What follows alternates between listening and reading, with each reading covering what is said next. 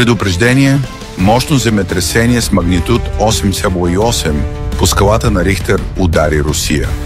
Съобщава се за вълни цунами с височина до 5 метра, а в Япония, Съединените щати, Хавай и Русия са обявени извънредни положения. Милиони хора са принудени да напуснат домовете си.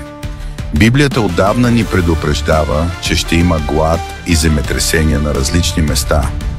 Всичко това ще бъде началото на страданието.